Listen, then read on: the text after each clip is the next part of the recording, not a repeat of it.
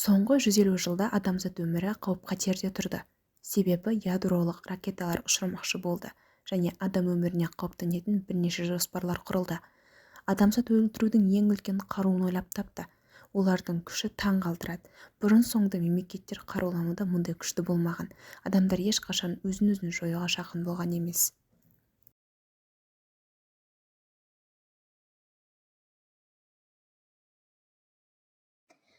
1962 жылы 28 қазанда Кубада Оковенада орналасқан американдық әскери базаның қызметкерлері қорқынышты бұйрық алады. Олардың айтуынша әскерилер үш елді КСРО, Қытай және Кореяны жою үшін дереу баллистикалық зымырандарды ұшыру керек болады. Оковена базасында ядролық оқтары бар 32 зымыран болады. Олардың барлығы толық жауынгерлік әзірлікте болды. Олардың ұшырылуы сөзсіз әлемнің және жер планетасындағы барлық тіршіліктің жоюына алып келеді. Алайда капитан Уильям Бассет сол күні базада кезекшілікте болады. Бұйрықты тыңдағаннан кейін Бассет оның дұрыстығына күмәнданады. Өйткені бұйрықта көрсетілген қауіп деңгейі оның атауына сәйкес келмеді. Ол Дефкон 2 деп белгіленеді, ал ядролық зымырандарды ұшыру тек Дефкон 1 бұйрығымен жүзеге асырылуы керек. Сондықтан арнайы нұсқаулар тағайындалады. Содан кейін Бассет жоғары шенді офицерлер асығыстық пен қатердің қате деңгейін көрсеткен болуы мүмкін деп ойлады. Бүкіл адамзаттың өмірі капитан Бассеттің қолында болды. Егер ол бұйрықты орындаса, жер бетіндегі барлық тіршілікпен бірге жойылып кетер еді. Оның өзі басшыларға барып қауіп деңгейін Дефкон 1 деңгейінде дейін көтеру немесе бұйрықтан бас тарту туралы ультиматум береді. Содан кейін ядролық шабуыл туралы бұйрық қате болып шығады. Содан кейін ол жойылады. Бұл оқиға бойынша барлық деректер құпия болып қалады және Уильям Бассеттің өзі 2011 жылы жария ету тәртібін бұзбай қайтыс болады. Әлемді жойылудан құтқарған офицер туралы ол 2015 жылы кейіпкердің әріптесі ұшқыш Джон Бортнердің ашуының арқасында белгілі болды.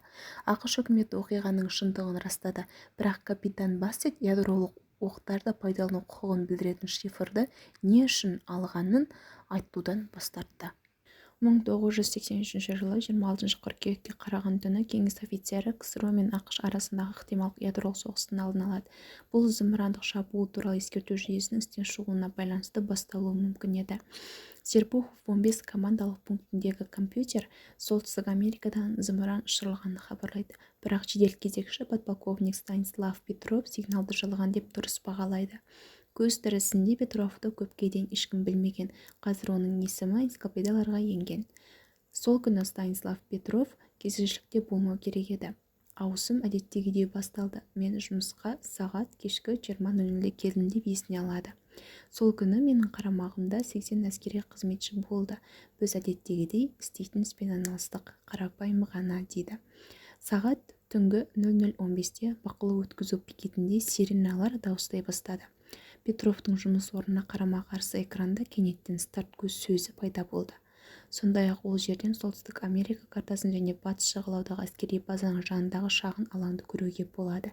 Жүйеге сәйкес зымырандар дәл осы жерге ұшып жатты. Осы кезде бөлмеде отырғандардың бәрі Петровқа қарап бұйрық күтті, бірақ ол оларға тұрған жерінде қалуды бұйырды. Подполковниктің өзі ережеге сәйкес зымырандық шабуыл туралы ескерту жүйесінің командиріне және штаб бастығына хабарлауы керек еді. Ол үшін басқа бөлмеге кіріп телефон соғу керек болды. Мен 2 минуттан кейін басшылыққа қоңырау шалып, телефон арқылы дабыл қағып тұрғанын айттым, дейді. Зымырандар егер олар шынымен ұшырылған болса, біздің әуе кеңістігімізге еніп, радарларға түскенше 18 минутта болу керек еді, бірақ олай болмады деп жеткізеді. Петров келесі жылы 1984 жылы зейнеткерлікке шығады. Ақпараттық және саяси пікірлердің құпиялығына байланысты оның ерлігі туралы КСРОда ешкім білмейтін. Ал оның өзі мен жақсы ұйықтадым, бәрін ұмыттым деп жасырын жұмысқа үйренгендіктен болған оқиғаға аса мән бермеді. Кеңес офицері Станислав Петров 3-ші дүниежүзілік соғыстың басталуына жол бермеген тағы бір адам болды. 1962 жылғы Кариб дағдарысы КСРО мен ақш арасындағы өткір саяси және әскери қақтығыс болды. Бұл қырғи қабақ соғыстың шарықтау шегі еді. Бірақ ол жерде не болды және Кариб теңізінің қандай қатысы бар? Кариб дағдарысына қатысушылар негізі КСРО бас хатшысы Хрущев пен ақш президенті Джон Кеннеди, Куба революциясының жетекшісі Фидель Кастро болды. 1962 жылы қыркүйек айы американдық барлау ұшағы Кубадағы зениттік қондырғылардың құрылысын суретке түсіреді. ақш президенті Кеннеди мен Конгресс ақштық жауын талқылайды.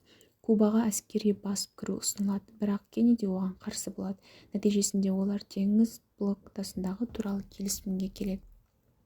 Бұл құқық бойынша соғыс актісі болып саналады. 1962 жылы 24 қазанда Кубаның теңіз блогы басталады. Дәл осы уақытта ядролық оқтары бар 30 кеңес кемесі сонда бара жатты.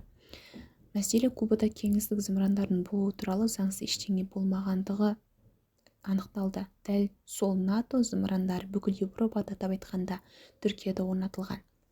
1962 жылы 26 қазанда Хрущев Кеннедиге хат жазып, Кубадағы режимнің қауіпсіздігіне кепілдік беру шартымен ракеталарды жоюды ұсынды.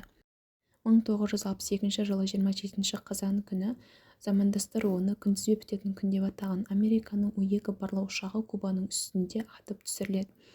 Сол күні кеңестік Б-59 сүңгуір қайығы ақш әскери теңіз күштерімен соқтығысады.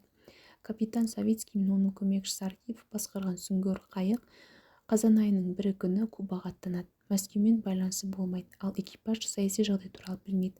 Американдықтар сүңгуір қайықта ядролық зымырандар бар екенін білмей, суасты қайықты бомбалап су бетімен шығуға мәжбүр етеді. Сүңгуір қайық капитаны Александр Савицкий американдық флотқа шабуыл жасау үшін ядролық оқтары бар торпедо ұшыруға шешім қабылдайды. Саяси қызметкер Иван Масленников командирді қолдайды. Алайда бірінші жары Василий Архипов бұл шешімге қарсы болып, бұл мәселеде өте табанды болды. Ол КСРО жоғары қолбасшылығынан хабарлама келгенше әріптестерін ядролық қаруды қолданбауға көндіреді. Осы кісінің арқасында апаттың алдын алып, сол күні осы оқиғаға қатысушылардың барлығын тірі қалады. 1883 жылы тамызда мексикалық астроном Хосе Бонилла күннің дискісінің кесіп өткен фотосуретте оғаш нысандар түсіріп алады. Олардың 300-ге жуығы болады. Ғалымдар осыдан 130 жылға жуық бұрын болған оқиғаның сырын ашқанға ұқсайды. Олар мексикалық астроном Хосе Бонилланың 1883 жылы 12 тамызда жерге жақын кеңістікті бақылау кезінде қандай оғаш нысандар түсіргенін түсіндірді. Кейінірек бұл үлкен кометаның фрагменттері екені белгілі болды, және олардың барлығы жерге өте жақын өтті. Мысалы, кометаның кейбір бөліктері планетаның бетінен небәрі 538 километр қашықтықта ұшты. Олардың көлемі 795 метр, ұзындығы 1 шақырымнан астам болды. Осы кезде адамзатқа ядролық соғыс басталған жағдайдан кем емес апат қаупі төнді. Шын мәнінде кез келген ядролық жарылыс мұнымен салыстырғанда елеусіз болып көрінеді. Тунгуска Метрейти деп аталатын астероидты еске түсірген жөн. Оның күші 50 мегатоннаға бағаланады, және бұл ең қуатты сутегі бомбасының энергиясына сәйкес келеді. Егер бұл фрагменттер жермен соқтығысса, жарылыс энергиясы болады.